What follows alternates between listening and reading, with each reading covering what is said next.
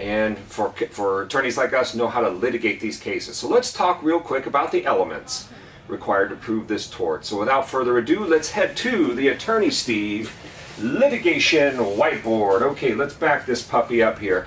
Okay, so we have got on the board here, we are talking about intentional infliction of emotional distress, what some people call the tort of outrage. The tort of outrage, okay? So on your bar exam, on your paralegal exams, legal exams, you are looking for some atrocious conduct, something that somebody's doing to somebody else that makes you go, my God, what are they doing? That sort of thing. If you spot that and you read those facts closely and you spot that, you're going to score your big points. Let's take a look at the board here, okay? So we have intentional infliction of emotional distress. We have our elements, okay? When you see that atrocious conduct, you're going to spot the issue and you're going to lay down the rule, okay? Here's the rule. The intentional or reckless causing severe mental or emotional distress by extreme and outrageous conduct. By extreme and outrageous conduct. Okay, so let's take a closer look at these elements. Okay, so as with all of your intentional torts, this has to be an intentional tort.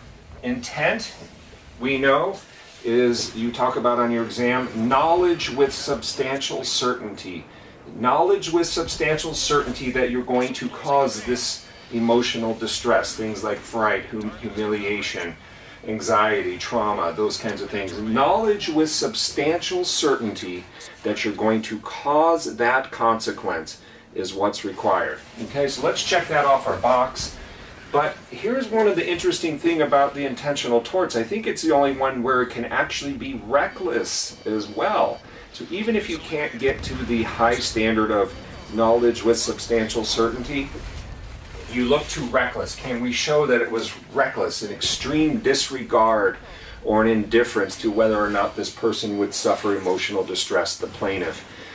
Extreme reckless disregard of the rights of others, okay? The failure to have any sense of what's going on here.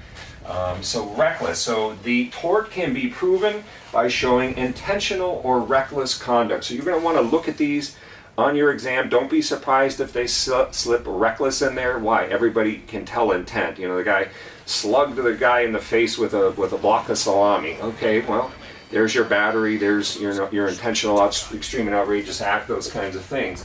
But reckless is a little more difficult. So be looking for that. Make sure you're going to talk about that on your exam. Bingo, you got the points, baby. Okay, so again, this is one of the torts where you need to intend the consequences.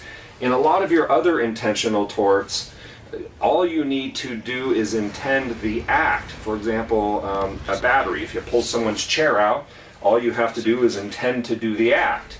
But this is one of those interesting torts, and I think conversion is the other one. You have to intend the consequence. So you actually have to intend to cause this consequence. Fright, humiliation, anxiety, pain, suffering, all these things, okay? So you have to intend that to happen. That has to be your intent, your result. Under this tort, this is also unique in that it does not allow the transferred intent doctrine. So if you remember from your other torts, battery, assault, whatever, if you're intending to commit a battery and you commit a false imprisonment, the intent transfers, okay? But this is one of those unique torts where the intent does not transfer, so don't get caught up in that. And by the way, if you can point that out and see that and highlight that, the transferred intent doctrine does not apply to this specific tort. Bingo, that's points, baby. That's points on your bar exam. That's how you do it. That's how you're going to get to the next level.